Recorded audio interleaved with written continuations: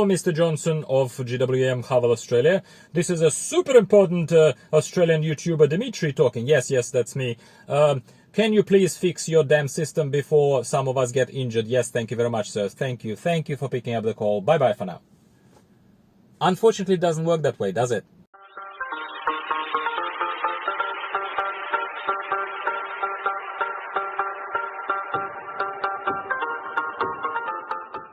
Hello everyone, welcome back to the channel. I'm Dimitri and this is MG Owners Australia.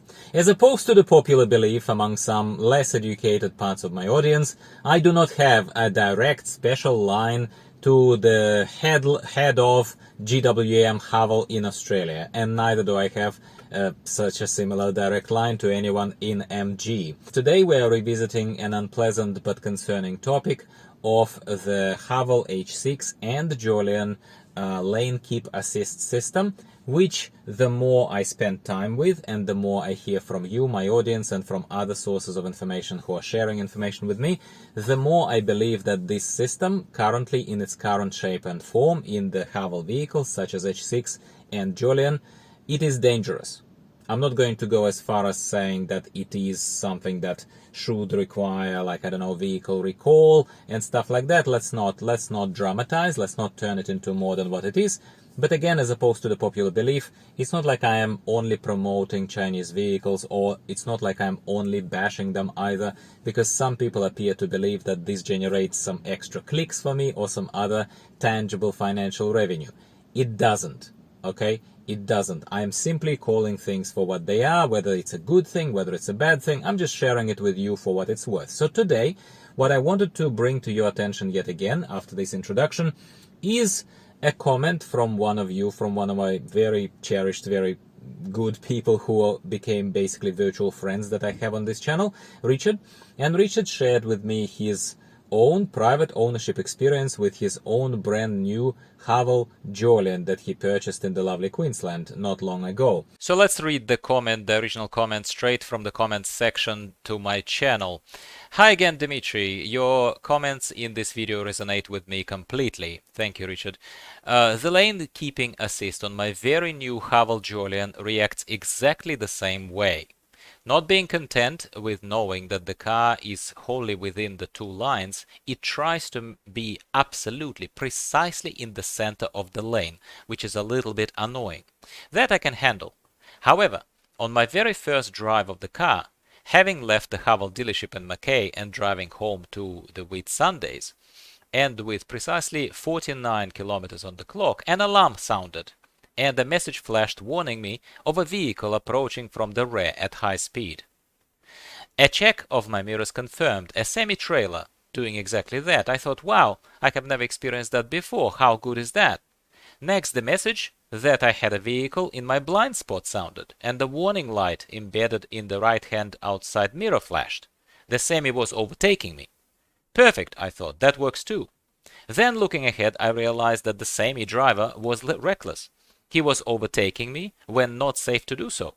Then, before he had completely overtaken, I saw his indicators flashing his intention to move to the left into my path.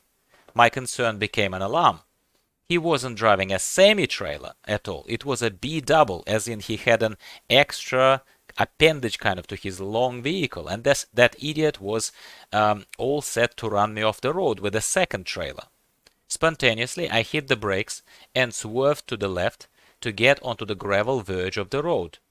To my alarm, the car's lane assist tried to prevent me from doing so, working as fiercely as it could to keep me on the bitumen. Luckily, the B-double missed me literally by centimeters, but no thanks to the lane assist. Sorry for the long preamble, but I needed to set the scene for what could easily have been a Jolion wiped out with 49 kilometers on the clock, or worse, a fatality.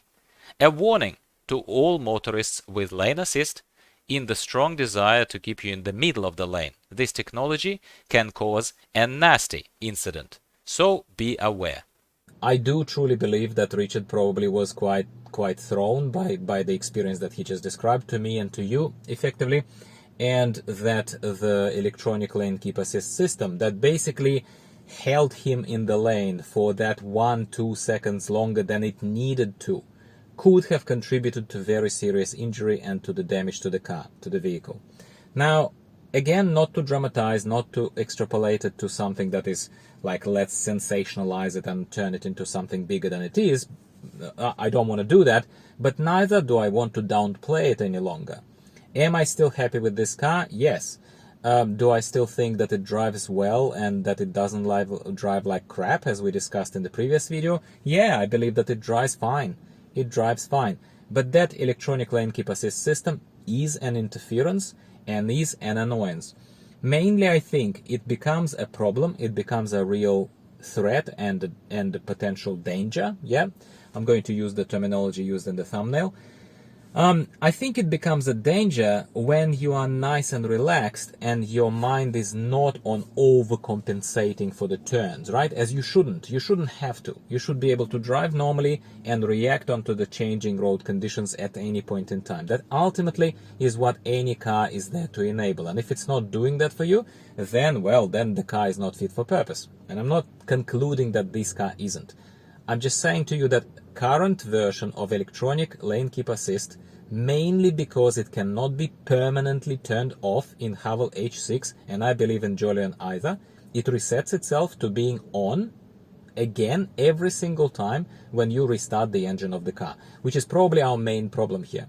Because at the end of the day, we wouldn't be having this conversation, we wouldn't be raising this awareness, we wouldn't be talking, not Richard to me and to you therefore in the comments, not me to you right now here rebroadcasting this. Again, purpose of this is to raise awareness and to basically say, if we could use one of those numerous settings in the electronic systems that are enabling this car and turn off, as it pretends to allow us to with those multiple switches on, off, whatever.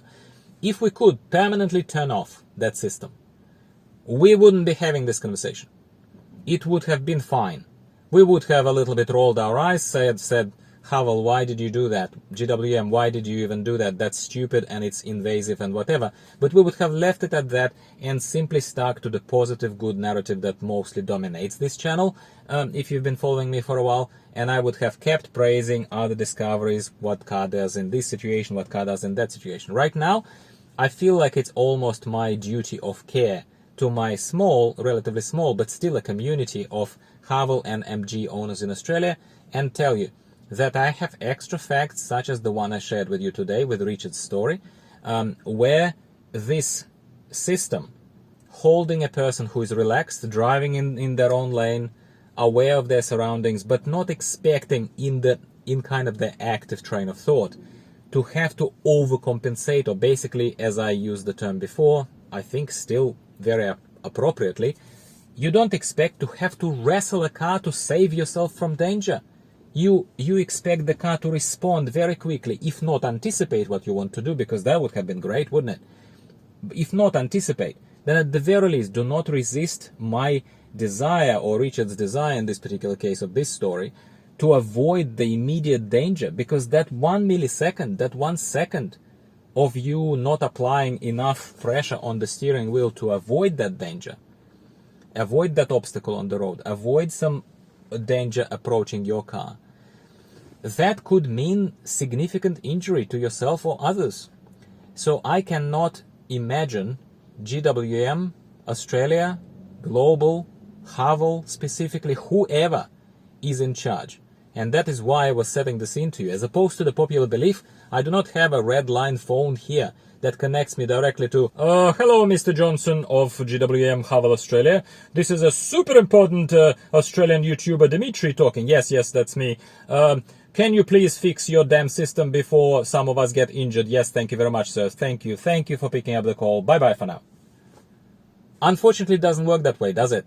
So if it was, problems would have been solved much faster. But in all honesty, if any of you work for GWM Haval, I do still get a couple thousand views on this, and Australian market is rather small, for that if you think that a couple of thousand is nothing, well, it's not massive, but at the same time, some of these people are real people, they're dealers, they're people who are connected to the head office and other kind of stuff.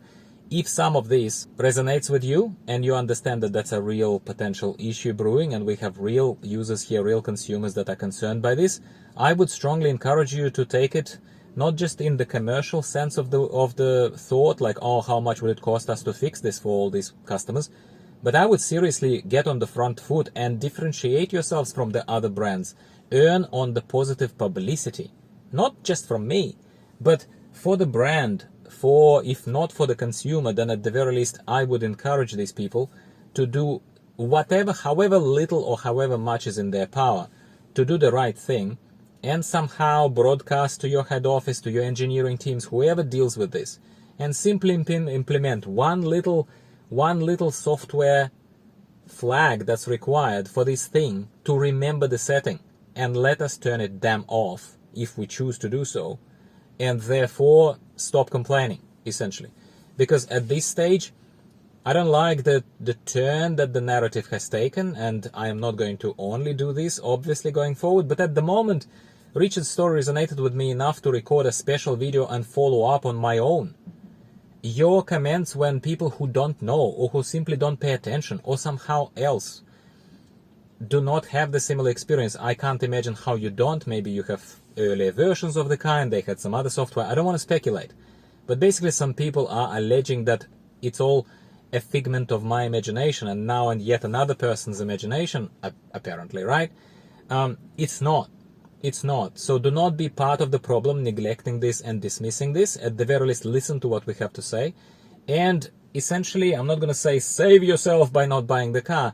But if you are buying these cars, if you are buying them, do yourself and us as well a favor and bring this up with the dealership. Make it register more on their radar that these are the elements that you are aware of and that you would like to hear a very clear, preferably official explanation that a software patch is coming, something else is happening to solve this concern of yours. Because I don't want to again spend another 10 minutes just rambling on and say, what happens if you have babies in the car? What happens if if you are not fully, completely alert the whole time, as no one is, let's face it. We get distracted all the time, you get relaxed a little bit, and boom, that 1 second that you wanted to very quickly sway away from the danger and you couldn't because the car did just enough resistance to prevent you from doing that. That could be the end of it. That could be the end of it. Okay. I hate finishing the nice and friendly narratives that my always are on a evidently negative note, but I think you needed to hear the story from a real person in my comments who I very much respect and like, and I look out for you as well. This is my way of looking out for you, even if it sounds a little not particularly jolly. It's not always jolly, my friends. It is what it is, and that's all I have for you today. Otherwise, again, let's not sensationalize it.